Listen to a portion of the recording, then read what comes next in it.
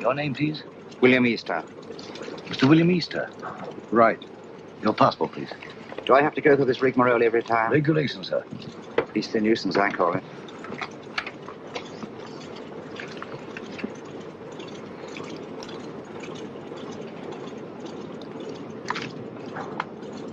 You will receive your American visa in Lisbon. Will there be time? Definitely. We seem to have cut our time pretty close, Sir Henry. Have you a word, Sir Henry? Do you wish to make any Nothing comments, press, sir? Sir Henry, what is your destination, New York or Washington? I'm sorry, I have nothing to say. Sir Henry Marchmont, official business. Oh, Sir Henry Marchmont. Sir Henry? Joe? Good luck, Sir Henry. Thanks, I may need it. Shall I take your case, sir? Definitely not. Sir Henry, don't mind. I see. You think the old boy carried the fate of the Empire in that little black case? Perhaps he does. Time's up, boys. Roll it away. Lively now. Hey, just a moment. You're shy of one passenger. Hold on. Wait a bit. Wait, I say. I've got Patsy. Yes, all right. Your name, sir? Grayson's the name. John Grayson, senior clerk, Paro Nash and Paro, solicitors, Chancery Lane. You've got it all there. Everything quite regular. Sorry to delay you. Missed the bus. Had to take a taxi. Fearful nuisance. Yes, sir. Hop aboard, will you? We're late now. Thanks. Thanks awfully. Sorry to delay.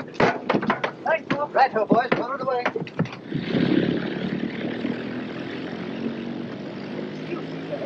Awfully sorry. Quite all right. No sense of balance. None whatever. Thanks. Clumsy of me. No sense of balance. That's what it is. Effect of the inner ear, I fancy.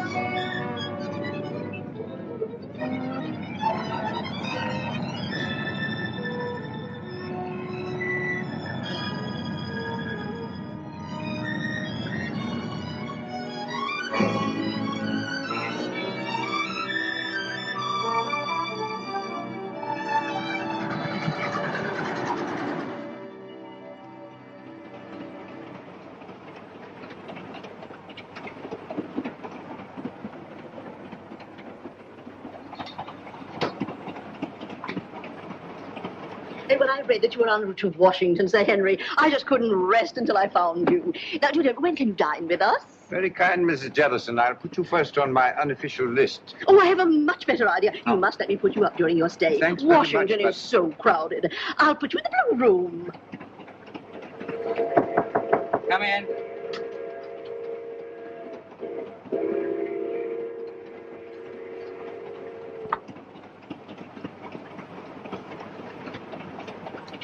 Thank you, sir.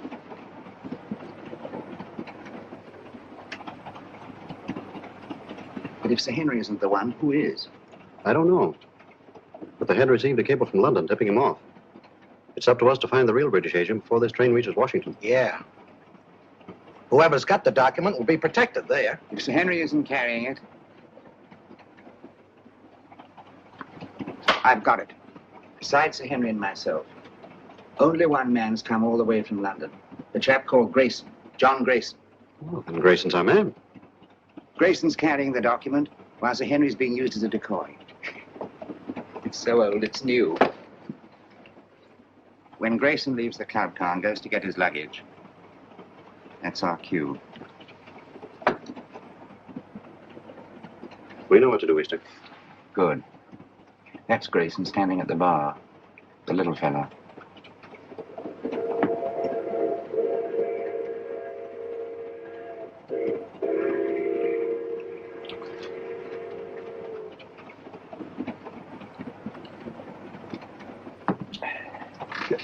Excuse me, sir. Don't give it a thought, brother. I'm in politics. I'm used to hard knocks. I'm Henry Babcock, Senator Babcock. How do you do? John Grayson. Sit down, Grayson. Have a glass of grape juice from my home state. Used to know a man named Grayson. Mighty fine man. He was murdered. 2 grapes, George. On the fire, sir. This book has got me all confused. I do wish you'd set me straight on the international situation. Rather large order, I'm afraid. Oh, you're so right, Sir Henry. One must take the broader view, I always say.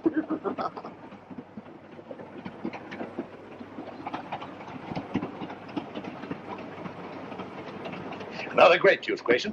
You can't have too many vitamins, I always say. Thanks, Senator. But if you don't mind, I'll have a whiskey and soda. Why, sure. George, bring him over, will you? Yes, Let's sir. get a chair. I was built for comfort.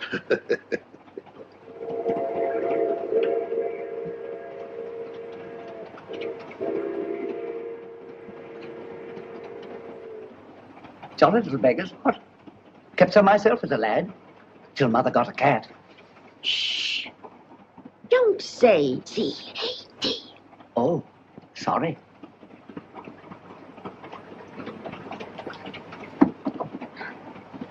Permit me, ma'am. Oh, thank you. Very kind, I'm sure. Pardon me, sir. Here we are. Porter, Yes, sir. are we on time? Yes, sir. Be in Washington in 20 minutes.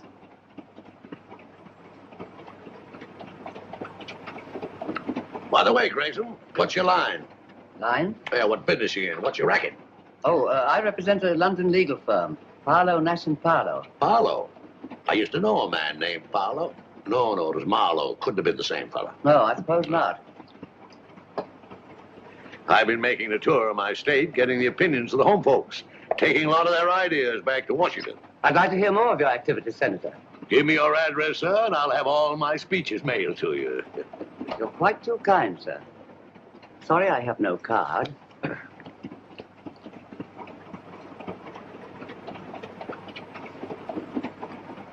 Oh, Porter. Yes, miss? Permit me. Thank you very much. Not at all. I'll be at this address for the next week or so. I hope. Thank you. I'll get my papers together. Pleasant meeting, my friend. Better look me up in Washington. I'll just get my bag. Thank you, thank you. Oh, I forgot to pay George. Excuse me, sir. Well, what's the matter? Just a little blackout. Keep your seat. Just a little blackout. Keep your seat. Mice! Oh, dear. All gone.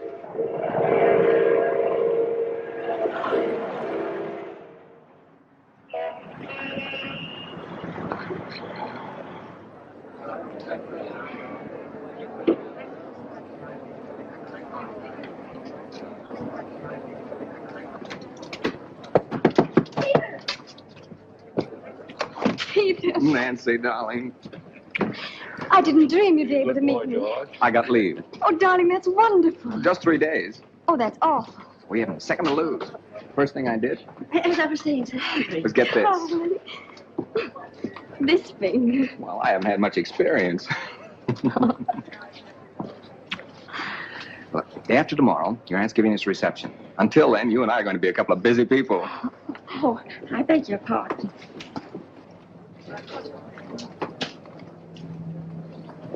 Goodbye. Who's your boyfriend? You needn't worry. He just lit a cigarette for me.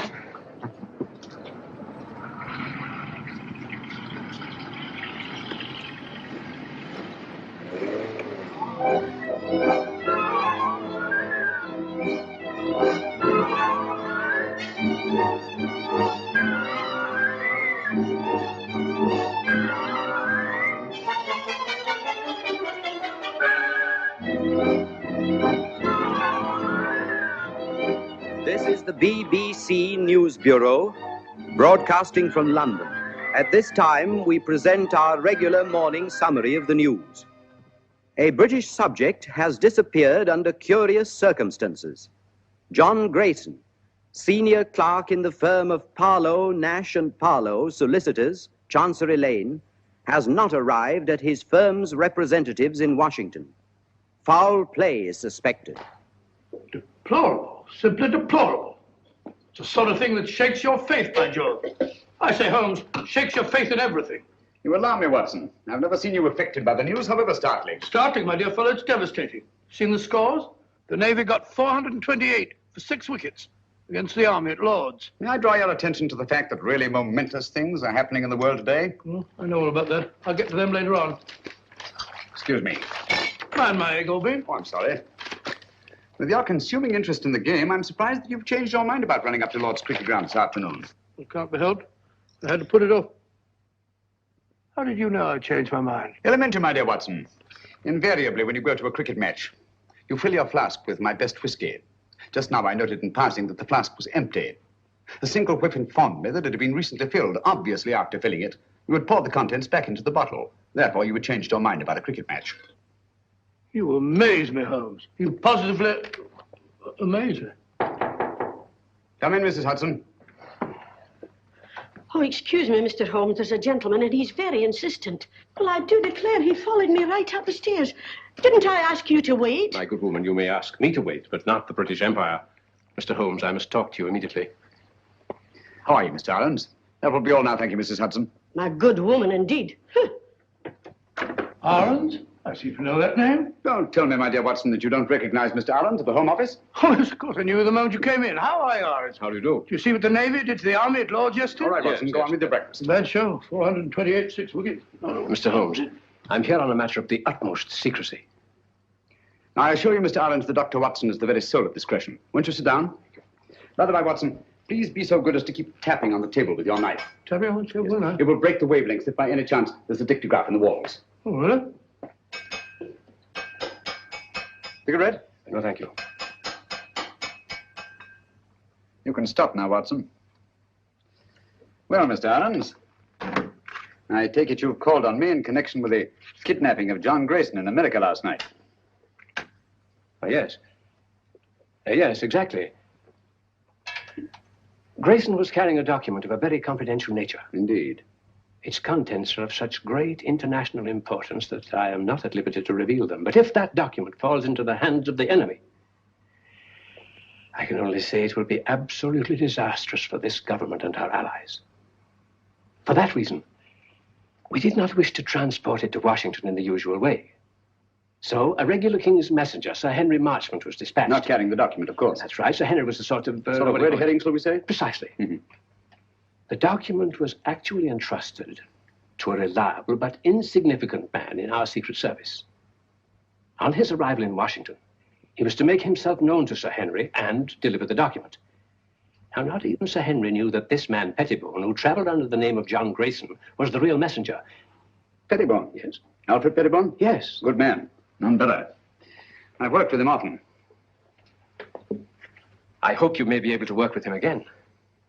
But he's completely disappeared. He's vanished, gone, without leaving a trace. I can see the possibility of serious ramifications in his disappearance. Exactly.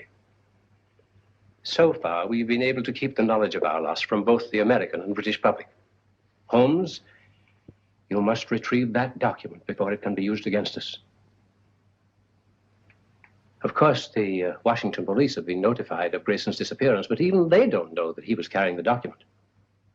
Now, that's about all the detail I'm at liberty to give you. Well, if they've got Grayson, that is Pettibone, they must have got the papers. Not necessarily, Watson. It doesn't follow because they've got the man, they've got the document. What form was this document in? It was typed on 2 sheets of legal paper. 2 sheets? That's too bulky to swallow. And dry, Watson. Fearfully dry. Especially legal papers.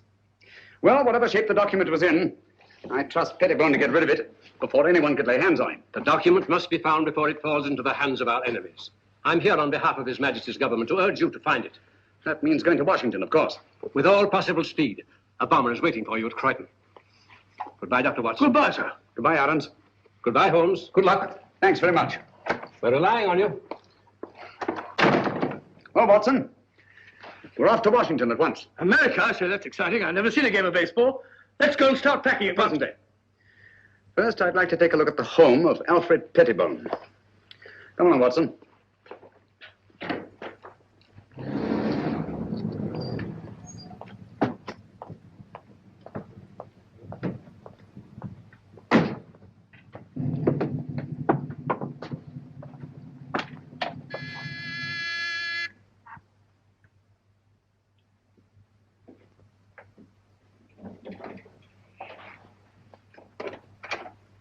Why, Dr. Watson, what a surprise. And Mr. Holmes, won't you come in? Thank you. I'm frightfully sorry, but you won't find my son in. He's gone to Washington. Some business or other. Poor fellow, I'm afraid that he'll never get used to the climate over there. Would you mind if we looked over your son's room? Why, of course. It's upstairs. Thank you. Some friends tell me it's very, very muggy, very sticky. I had a letter from Philadelphia the other day. I'll find his room in a dreadful pickle, Mr. Holmes. Quite literally is. If I as much as put my nose inside. As if I cared anything about his silly old collection.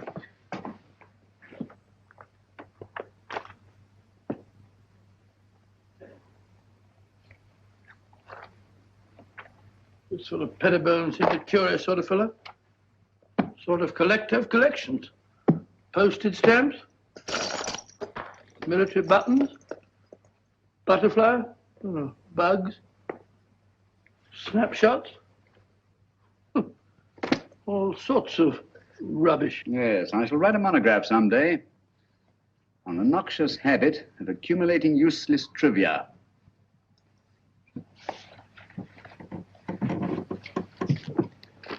Please be so good as to stop pacing, Watson. You distract me. All right, all right.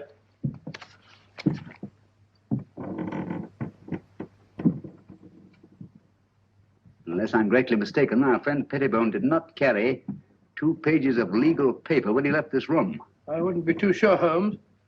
Ashes are deceptive, you know. On the contrary, my dear Watson, the rag used in our official documents leaves an ash that is unmistakable. Oh, do stop pacing. I'm not pacing. I've moved an inch. I'm sorry, old fellow. My error. Must be Mrs. Pettibone. Heavy woman, light on her feet. Doesn't follow. Our friend seems to be quite a camera enthusiast. What's this?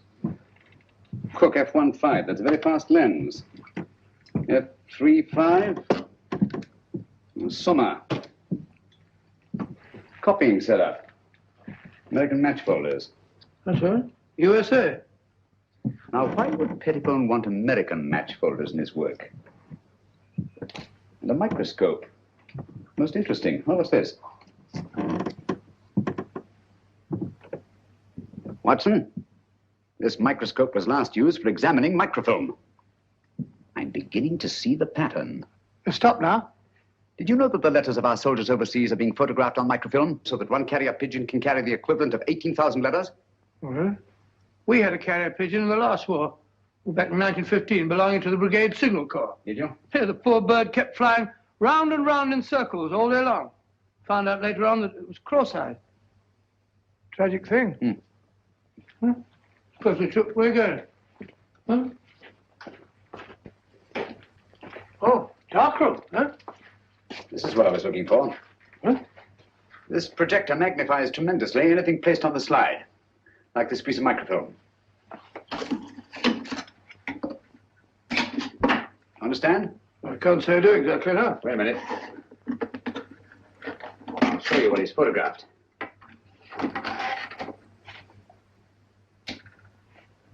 What's that? Match folder. What do you want to photograph that for? Probably to line up his equipment before he photographed the document. We've got it, Watson. Look over? Yes. Come along. Oh, it's all as clear as mud to me. Just as I thought. This document has been reduced to microfilm to make its concealment possible. Alfred Pettibone is a most ingenious fellow. A bulky document is obviously difficult to conceal. But 2 pages of a state paper, photographed on microfilm, would be reduced to a size no larger than a halfpenny stamp. Slitting a match folder with this razor blade, Pettibone placed the now minute document inside, stuck it together again, and there he had it. An American match folder, rare in London, but completely inconspicuous in the United States. Do you mean to say we're off to America just to look for a match folder? It's a big country. A big country, Watson. And a small match folder. Come along.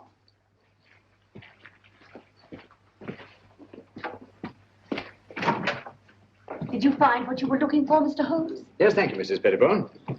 Otherwise, you haven't been up on the roof in the last 20 minutes, have you? Why, no. What made you think... Well, we distinctly heard footsteps. Nonsense, Watson. It was the house settling. Gracious, yes. Such popping and groaning. We're quite used to it. Thank you. Goodbye, Mr. Holmes. Goodbye, Mrs. Pettibone. Goodbye, Dr. Watson. Goodbye. So sorry you missed Alfred. I'll tell him the minute he gets back. Gets back? Oh, yes, of course. Well, goodbye again, Mrs. Pettibone. Just a minute, Watson.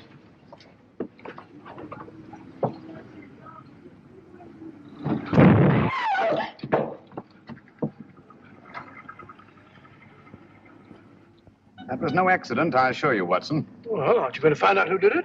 Time's too precious now. But at least I know they've learned of my entry into the case. They? Who are they? The same group that took Alfred Pettibone off the train on his way to Washington. A group that will stop at nothing to get their hands on the document he carried. Their leader is a clever, resourceful criminal who seems to have sources of information from everywhere. Oh, that means a worldwide organization. Who'll stop at nothing, you say? Quite. That's why we must get our bags and ourselves aboard that bomber without delay. We're opposed by an adversary worthy of our best efforts. At present, he has all the advantages. Even that of being only a merciless, nameless shadow. Think of it, Watson. In a few hours, we'll be flying out over the Atlantic. Huh?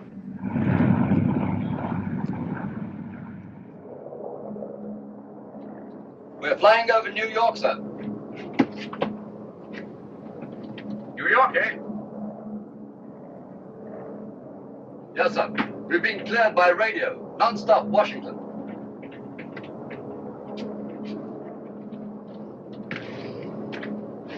What is that book that so engrosses your attention, Watson? A book on the quaint customs and manners of America.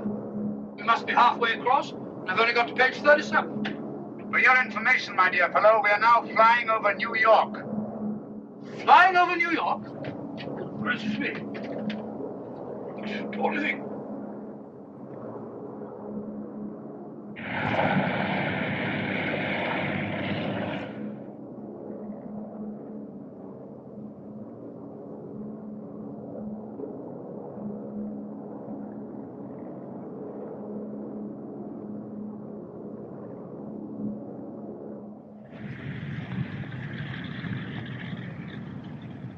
This is the embassy car, Mr. Holmes. You're being very helpful, Mr. Lang. Detective Lieutenant Grogan of the Washington Police. How do you do? Welcome to Washington. Thank you. This is my associate, Dr. Watson. How do you do, sir? How are you? I suppose I should say, how are you, buddy? What's cooking? Oh, come along, Watson. Oh, it says in the book. What's cooking?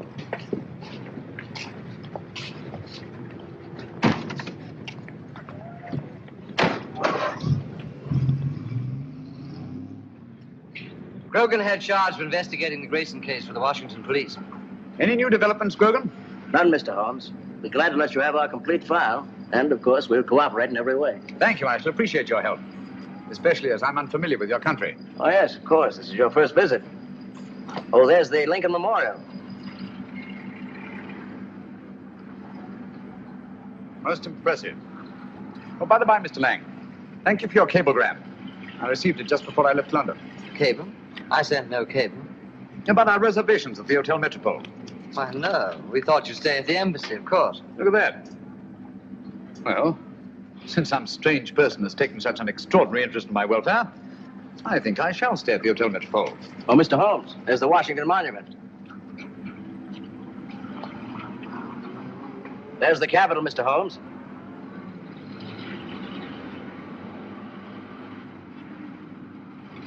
Magnificent.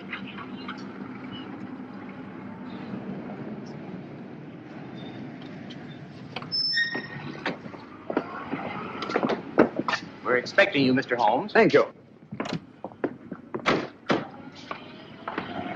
I questioned everybody known to have been in that club car, as a matter of course. Sir Henry Marchmont confirms that Grayson had contact only with the people on this list.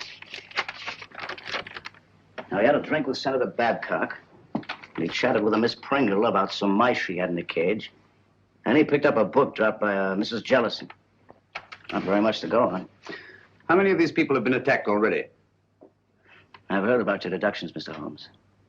Well, Senator Babcock was held up on his way from the station, with nothing taken. Mrs. Jellison's home was ransacked that night. And she found the book that she carried from the train literally torn to bits. That's right. Miss Pringle? Well, Miss Pringle says someone released the mice from the cage during the night sometime, and she found the cage torn apart. What happened to the mice, I wonder? An intriguing line of thought, Watson, but not essential to the case. Mm-hmm. Apparently, Grogan, they're still looking for the document. I'd very much like to have a look at that club car. Well, that'll be easy. I have the car held in a siding in the railroad yard. Good. But we've searched the car thoroughly, Mr. Holmes. We couldn't find a thing. Well...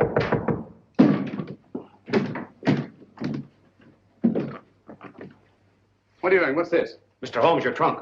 Trunk? I have no trunk. It says right there. To Sherlock Holmes, Hotel Metropole. How was this trunk delivered? An expressman brought it, sir. What's the name of the company? Do you remember the license number? Naturally, I didn't notice that. I just signed for it. All right, thank you. That'll do. Well, this trunk's not locked.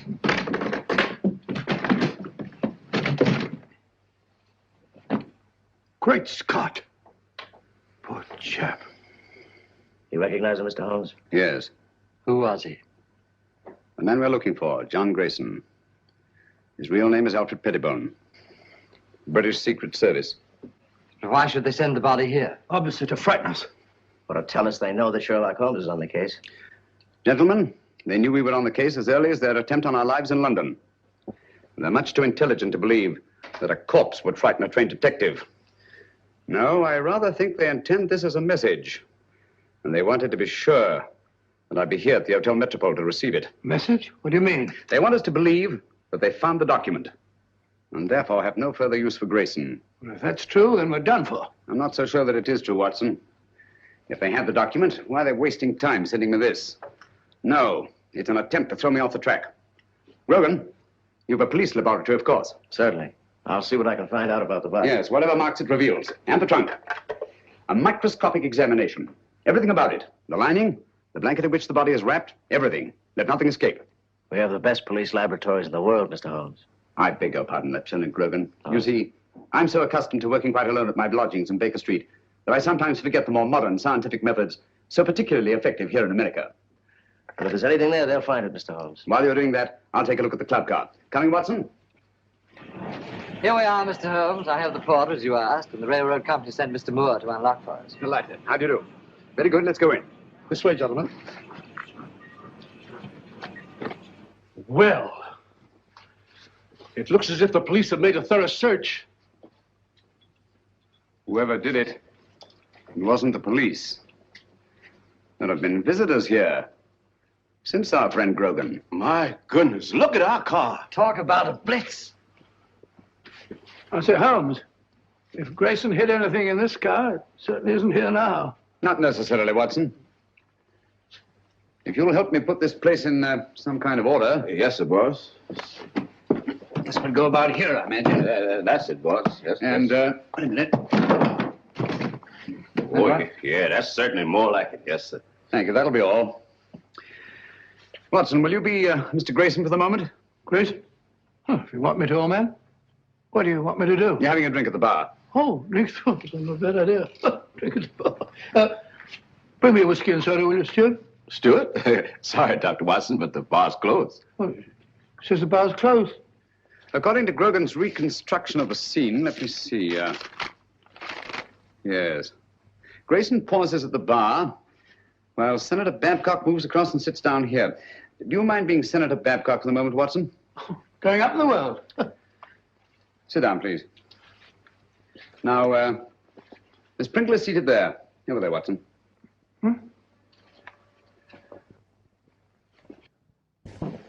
Now, Miss Pringle. That's right, the mouse woman. Oh, the mouse woman. Watson, over here, please. No, not there. Not there. That's Senator Babcock. Oh, pardon me, Senator. Sit down, please. Now you're Mrs. Jellison. Oh, excuse me, Mr. Holmes. He ain't Mrs. Jellison. He's the young lady. What? Sir Henry Marchmont was sitting right here, and Miss Jellison was right here. She's a sort of a big, fat lady. What did Grayson do that attracted your attention so particularly to Mrs. Jellison? The little man, he retrieved her book. And the young lady sitting here, didn't she converse with the little man? No, sir. That young lady didn't have no converse with no one. When the little man lit a cigarette, she ran back and said, "Thank you very much." But you have matches here for your customers. Oh, yes, she called me, and I saw a cigarette, and I knew she wanted a match. And Grayson used one of his own matches. Dog it. Oh, yes, he took a folder from his coat pocket. Did he put the match folder back in his pocket, or did he give it to the young lady? I don't remember. I was fairly busy. Try to remember. Well, if I should try to doomsday, I couldn't rightly say just what happened to that match folder. Oh, yes. I remember just one important thing. What? When the little man lit her cigarette, he said something very peculiar. What was it? He said, "Permit me." Oh. Well, gentlemen, I'm extremely grateful to all of you. That's all we can do for the present, I think.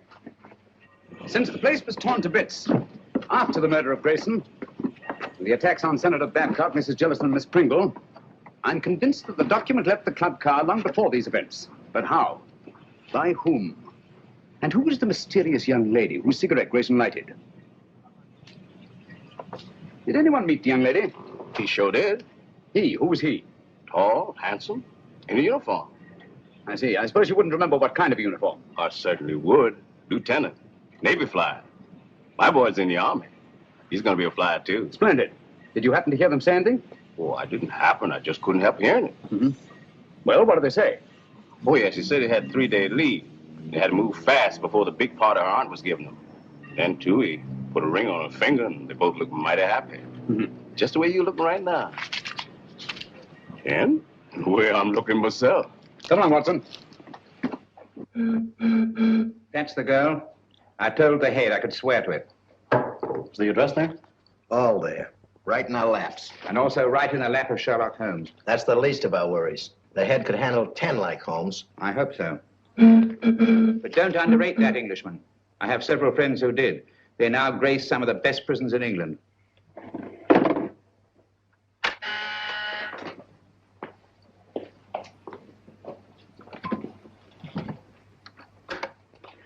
Yes, sir? I talked to the catering company. It's quite all right. They could hardly refuse me. It's the Acton Company. The Acton Catering Company. Yes, sir. I know what to do.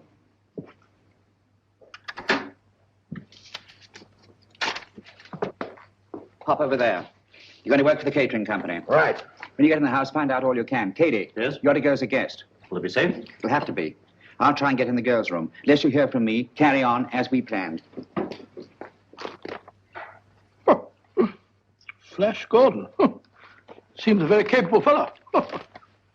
Sports pages. These Brooklyn fellows seem to be arguing with the umpire. Story thing. What are you eating, Watson? Gum? Oh. put it away. Hmm?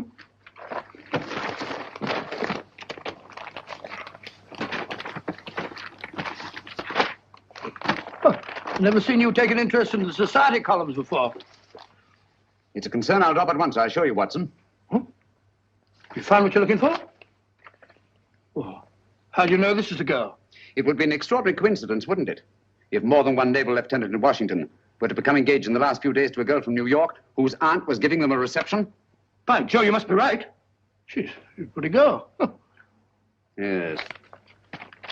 He's walking around with dynamite in her handbag.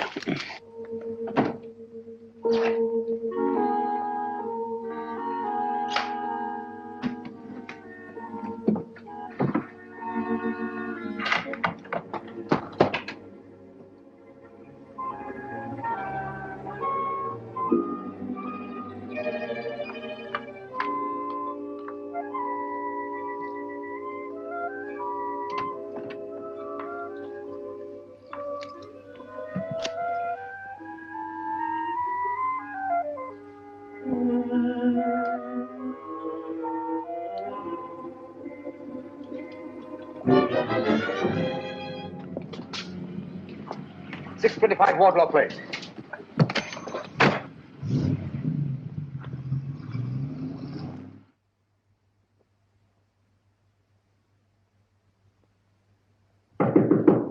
Who is it?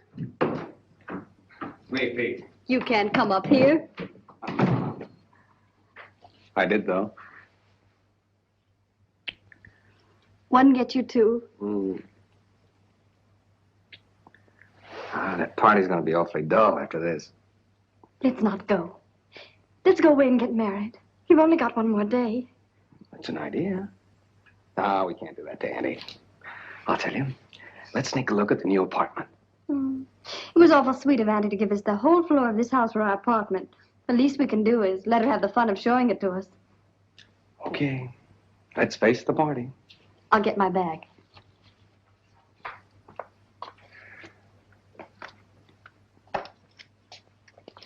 Thank you. Oh, no, you don't. That's the way I got them.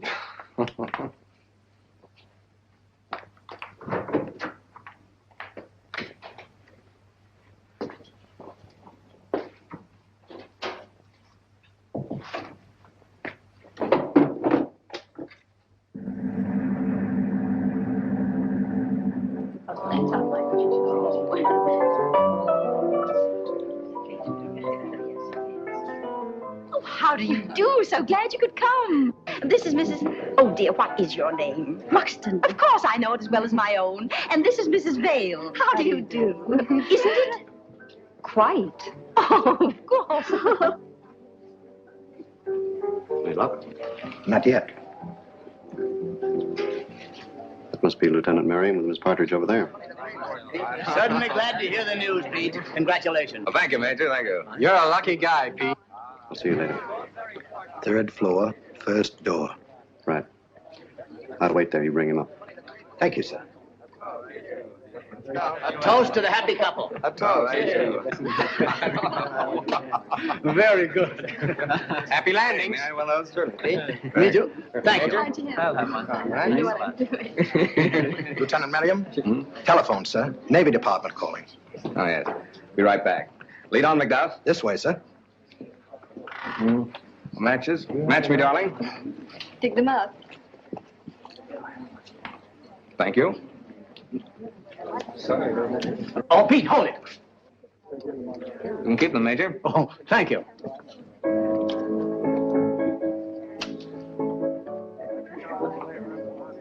Thank you. Not for me, thank you. No, thank you. Why up here? They said it was private. There's a phone in here, sir. Hey, it's my new apartment. Miss Partridge didn't want me to see it till after it was finished. Here you are, sir. Quite a smell of paint, sir. In here, sir. Thank you.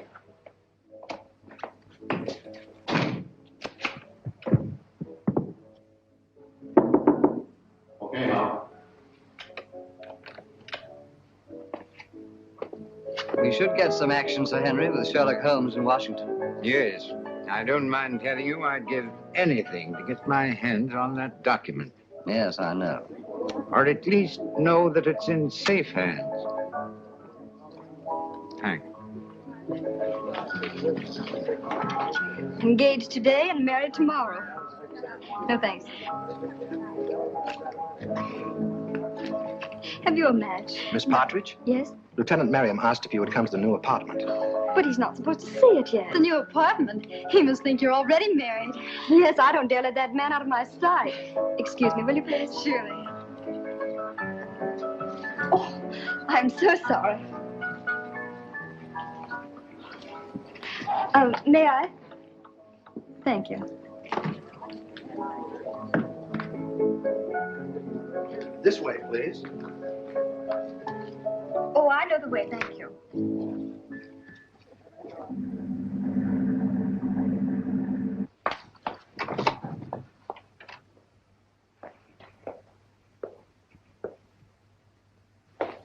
Peter, where are you?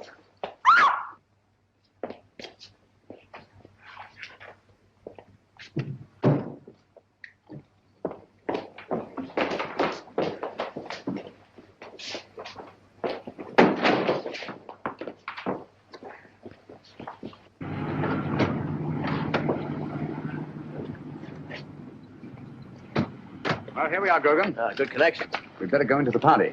Well, I think you better go in first, Mr. Holmes. I'm not very good at this sort of thing. I think you do all right.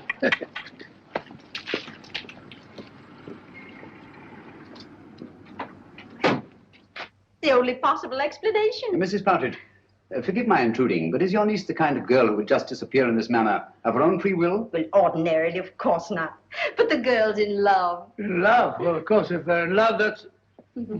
Even so, they'd naturally tell you of their destination. Really, I've no idea. Oh, but they'll be back here again tomorrow. You see, I prepared an apartment for them. An entire floor in this house. By the by, Mrs. Partridge, I gather the rug you ordered for the apartment was not entirely satisfactory. Oh, those tiresome workmen. I told them not to come in here this afternoon, but they did. And walked out with the rug, which they no doubt informed you had been sent by mistake and would be replaced tomorrow. Yes, but however did you Quick. know that? Show me the apartment. Yes, there were two rugs there. One for the living room and one for the dining room. Well, your workmen wear rubber-soled shoes, do they not? Oh, but yes, always. Their company requires them to. Nevertheless, there have been leather heels on this floor. And a woman's heels. Very recently, I should say. Not yours, Mrs. Partridge. But recently enough, so that no dust has had time to settle in the imprints. Stay over there, please.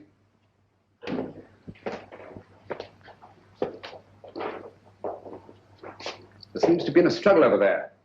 The woman's footprints disappear and a man's leather heels come round and stop there. Either she was carried out in the carpet or else... Where does that door lead to? Why, it's a dressing room. Perhaps an ordinary skeleton key. Let's try it. Watson, this is a matter for you, I'm afraid. Excuse me. Who is he? Is it Miriam? Peter! Take it easy, Mrs. Partridge. Let the doctor examine him. How is he, Watson? Nasty crack of the head. Nothing serious, thank heavens. Is there somewhere where you can lie down? Of course. Poor Peter. Take him to my room. Yeah, son, put your arm around my neck. That's the notion. Mr. Holmes, you must find Nancy. Quite. Poor Peter. That girl disappeared right from under our noses. It's unbelievable. I better try to trace that truck. That won't lead us anywhere. Our antagonist is too clever for that.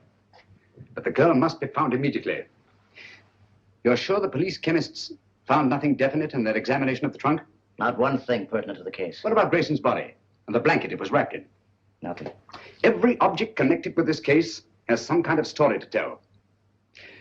Do you think they'd mind if... The laboratory is completely at your disposal, Mr. Thank you. Dr. Watson and I will go there at once. Usual findings on the trunk, Mr. Holmes. Bought in Washington, been banged about a good deal. All labels removed. And the body? No marks of any kind. Very well. If you need me, call. Thank you.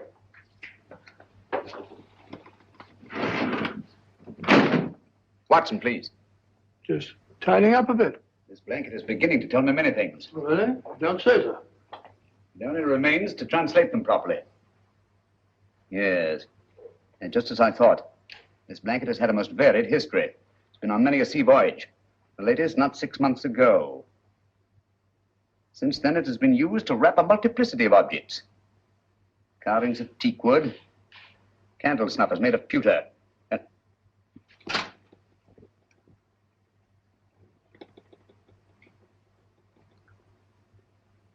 And furniture. Furniture? Yes. Teakwood leaves an unmistakable stain. Pewter rubs off easily. And there are evidences of wax drippings. But what particularly concerns us, Watson, is the furniture. Most likely a chair. Louis XV. In yellow and maroon satin. What do all these things suggest to you, Watson? Let me see. An aunt of mine, Matilda, lives in Brighton. Very old-fashioned. Very aged. Exactly. Antiques. We've a lot of ground to cover before nightfall. Ground? What ground? If necessary. All the antique shops in Washington. A-N-T-I. There we are. Antiques. Antiques? What connection is there? Louis XV's chair with his partridge girl? This sliver of wood came from a Louis XV chair that had once been wrapped in that blanket. From other evidences the blanket supplies, I deduced that it's been used in an antique shop. And whoever controls those antiques murdered Grayson and kidnapped the girl. What? That's it, Watson. Come along. Or the girl's kidnapper becomes her murderer.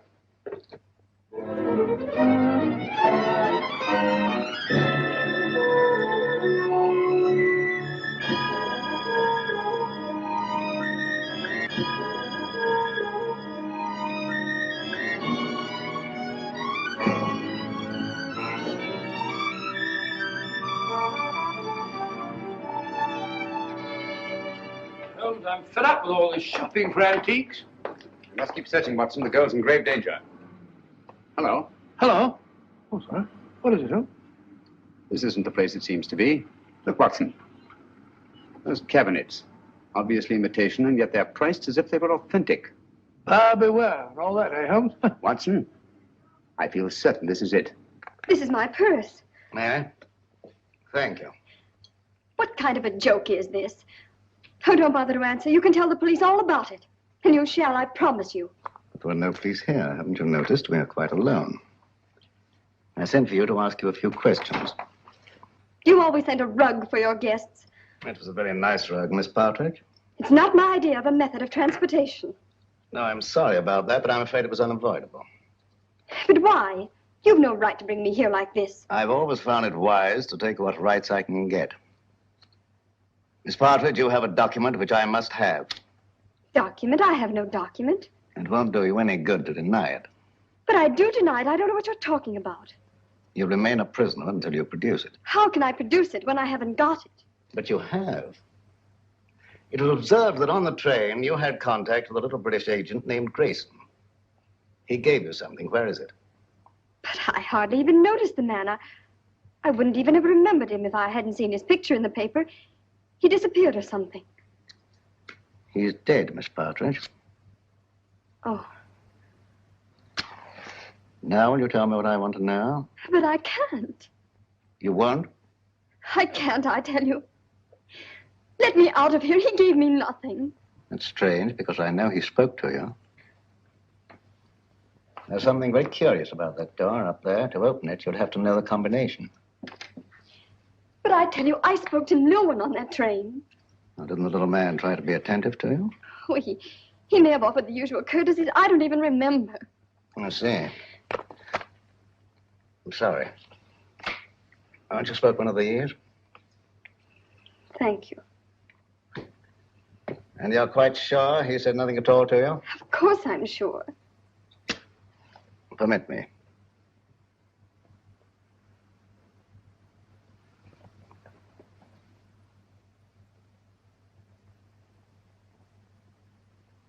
And you're certain that nothing passed between you? I'm certain. Mr. Howe, please. I must ask you to trust me with your bag a little longer. I have an eccentric interest in the linings of purses. It's a foible. Ah, you know Mr. Howe, I believe. Mr. Howe is a gentleman of unusual accomplishments. Under his influence, I've known people talk fluently who never talked before. But I don't know anything, I tell you. Nothing. Nothing, I swear it. I don't know anything.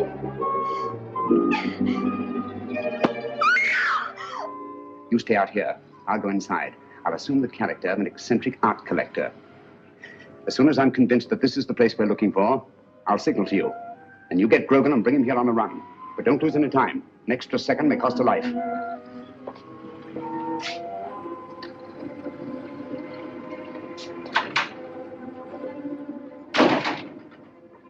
No, madam, I don't know who she is. But notice the modeling. It has good symmetry, good lines. Oh, I'll be right with you, sir. No, thank you. I'll just take a look around.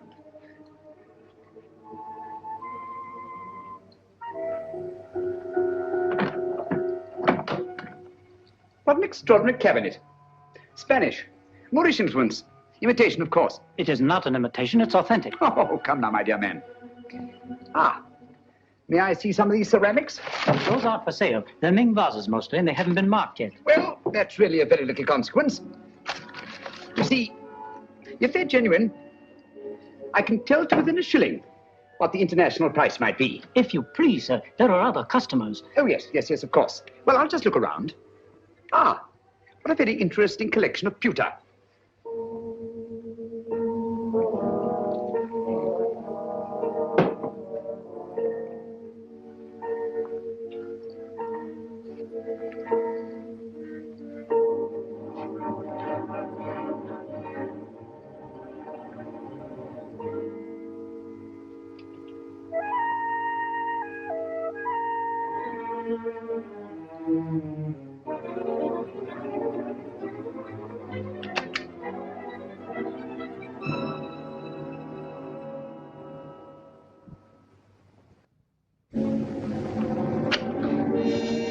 That'll be $500. Now, would you just give me the address where you want it sent? Yes, Mrs. J. Wellington, Jr. DuPont Circle.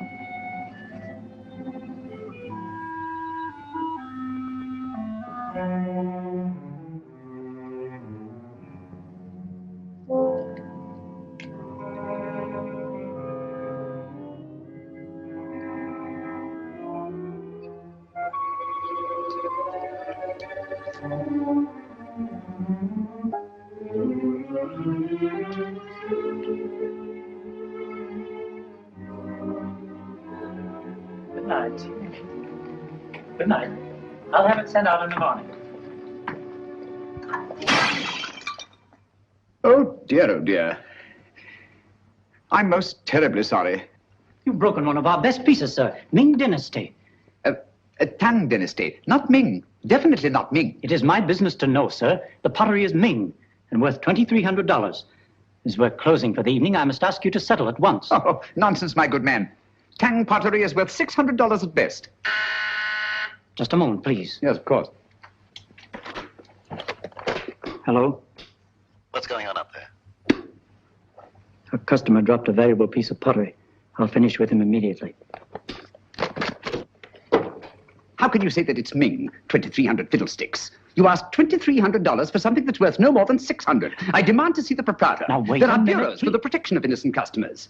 Show me to the owner of this establishment, or I'll turn the entire affair over to my legal representative. Ming, indeed. Just a minute. What chicanery, what skullduggery. I mean to put an end to it this very night. Ming for Tang, indeed. And I won't be put off. Call the proprietor immediately. Very well. Just a minute. Yes? This man's mad. An eccentric collector. I can't get rid of him. He insists on seeing you in person. All right, stall him for half a minute, then send him into my office. I'll get rid of him, and quickly. Aha. No screams till the customer's gone.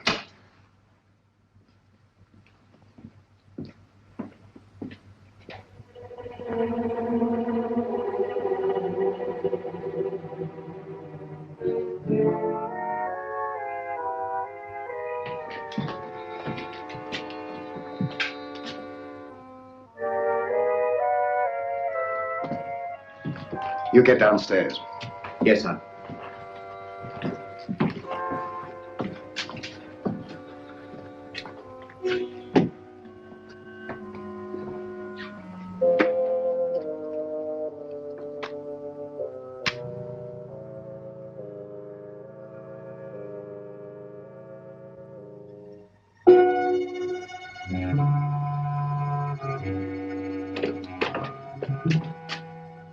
I'm most frightfully sorry.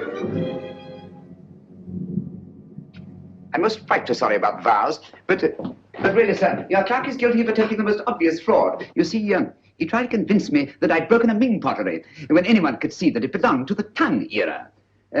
Its value is no more than $600. All right, you pay me the 600. We'll call the matter settled. Oh, thank you very much, sir. Thank you. I'll send you my check in the morning. I see you know the London value of these pieces. It's my business. Exactly. Yes, exactly. You know, I think you're just the man to help me find some furniture I'm anxious to get. I'm most frightfully bored with the usual conglomeration of pieces that we can pick up on the other side. What do you really want, Mr. Sherlock Holmes? Herr Heinrich Henkel, or as you now call yourself, Mr. Richard Stanley. In 1914, secret agent of the German Kaiser. Since then, head of the most insidious international spy ring that ever existed. You're wrong. A case of mistaken identity. I've been a respected member of this community for a great many years. I deal in antiques because of their rarity and beauty. Merely a device to cover up your real business of transporting secret information to the enemies of this country. Very interesting, but just a figment of your imagination. I'm a very busy man, Mr. Sherlock Holmes. Where's Nancy Partridge? You're not looking for that girl. You're looking for a certain document. Oh, dear me, no. The document's perfectly safe. You see, the man who has it doesn't know he has it. That's a very pretty tale, but quite untrue. The only man who had any contact with Grayson on the train was Senator Babcock. The senator doesn't have the document. We took the trouble to find out.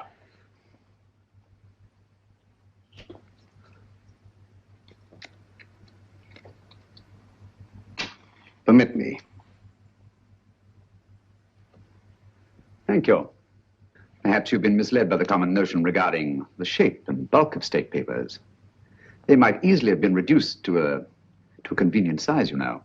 Say, a document no larger than a postage stamp. Postage stamp, huh? That's a very interesting theory, but not supported by the facts. And quite beside the point. Where's the girl? She's not here, of course, but you're quite at liberty to look round if you care to. Thank you. I shall do so.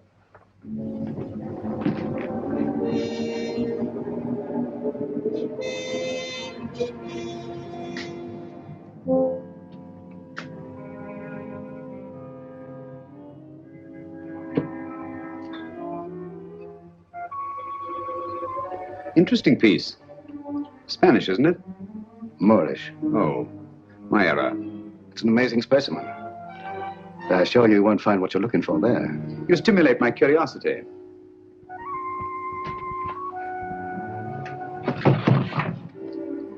This might be interesting.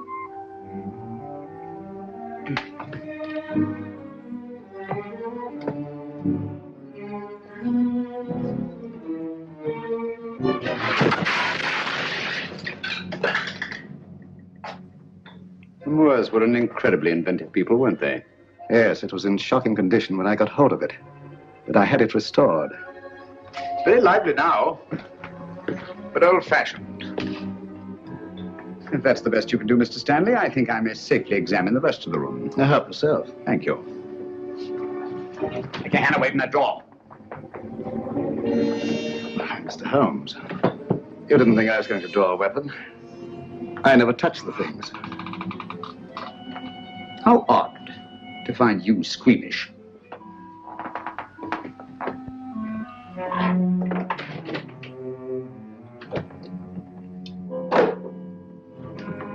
That connects only with the shop. You're very quick to say so. And yet a short while ago, I saw two other men in this room. And they didn't go back into the shop, so there must be another exit. And perhaps another room. Yes, Mr. Stanley, what is it? Bring Miss Partridge here at once. Excellent, Holmes. I see your voice hasn't lost its flexibility. And my hand hasn't lost its cunning either.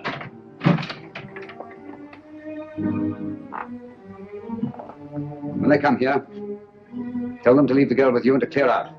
You think I'll do that? Yes, you will. You're playing with lives now, Stanley. Not just the girls. Thousands, millions perhaps. And we don't intend to let one man have that much power. Not now, Not at any time in the future.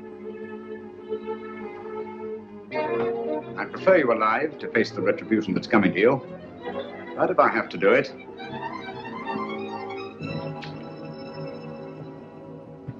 All right, Mr. Holmes. I suppose we must all meet our match sooner or later.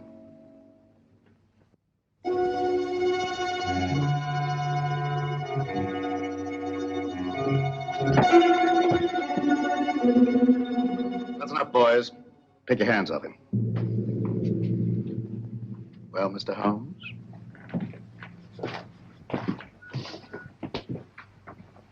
Tell the clerk to go home and see the front door's locked. Well, Mr. Stanley? It's the last trick that counts, eh, Holmes?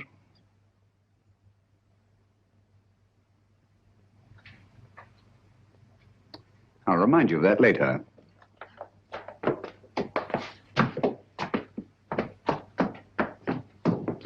Miss Partridge, allow me to present Mr. Sherlock Holmes, the world-famous detective. He's come to rescue you. I don't believe you. Oddly enough, he's telling the truth. My name is Sherlock Holmes, and I did come here to help you. But I seem rather to have missed it. I'm sorry. I'm afraid you've had a bad time. Oh, that doesn't matter. It's Peter. They say they'll do something to him if I don't tell them. They say they've got him. Cheer up. He's quite safe. A tough customer like Peter isn't disabled very long by a clout on the head. He's all right. All okay, Mr. Stanley? Look here, Stanley. This girl knows nothing. I promise she won't even identify you. Well, unfortunately, she knows enough to hang us. So do you. I'm surprised at you walking into a trap like this, but you see the position I'm in and what has to be done. Katie, how?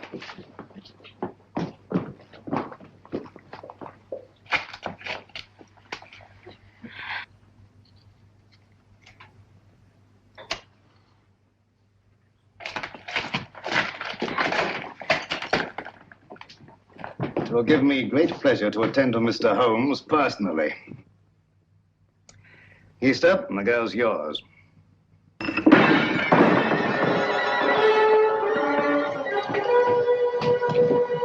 It's the police.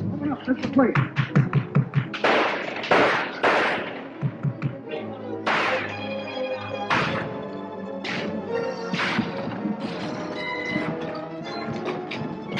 Holmes, where are you? You all right?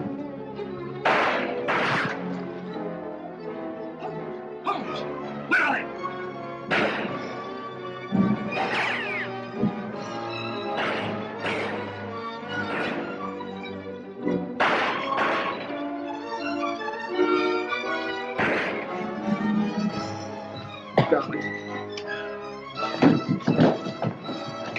Thank heavens you're safe.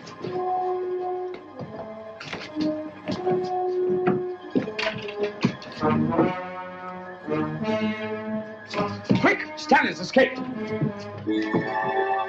right, boys, bring them along. Come on, Lieutenant. Go for it. Send it off his building. Double quick.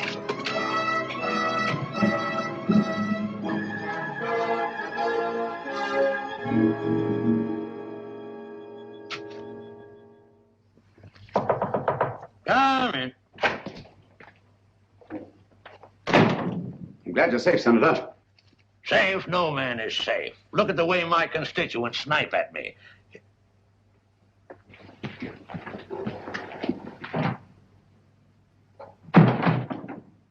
I don't recall seeing your face before, stranger. I don't think we've met.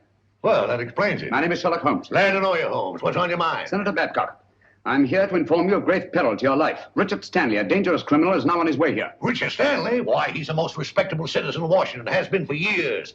What could Stanley possibly want from me? A document. I'm under the stamps of a letter given to you by a chap named Grayson. Grayson? Grayson? Used to know a man. Grayson? Why, that's the fellow disappeared. Say, I got that envelope right here in my wallet. Now, what does Stanley think could be under these stamps? A secret document of grave import. Reduced to microfilm and concealed under these very stamps. Thank you very much, Mr. Holmes. That's just what I wanted to know. I might have missed this microfilm if you hadn't led me to it. I seem to have underestimated your capabilities, Mr. Stanley. Yes, Mr. Holmes. Your famous powers of deduction and observation made you very well in Limehouse or Soho. But here in America, I believe you're out of your depth. If so, the verdict of history will be severe indeed. You nervous, Sherlock Holmes? I must confess to a marked irritation. Do you mind if I smoke?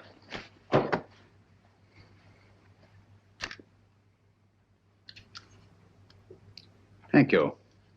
The whole course of the world might be changed by your acquisition of the microfilm. Oh, it will be, and for the better. You match. You can keep those. Thank you. And now, if you'll pardon me, Mr. Holmes. Why don't you do something, Holmes, if that thing's so all-fired important? The English senator. Cricket, old boy, always calling the crisis. The last trick, eh, Holmes? Yes, the last trick. Say, you're a smart fellow, Holmes. Here's the microfilm, Holmes. Thank you, Senator.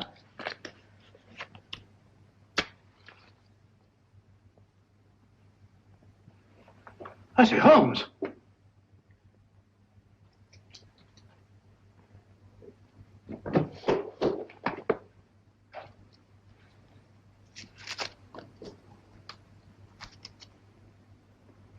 This is the microfilm with the document on it. It'll be in the proper hands within the hour. As I told you, Mr. Stanley, the man who had it didn't know he had it. Come on, let's go. Well, it'll be nice to get home to Baker Street, eh, Holmes? Yes. But this is a great country, Watson. It certainly is, my dear fellow. Look, up there ahead. The capital. The very heart of this democracy. Democracy. The only hope for the future, eh, Holmes? It's not given to us to peer into the mysteries of the future.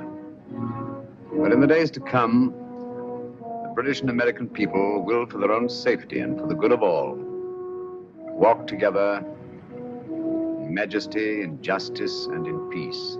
That's magnificent. I quite agree with you. Not with me, with Mr. Winston Churchill. I was quoting from the speech he made not so long ago, in that very building.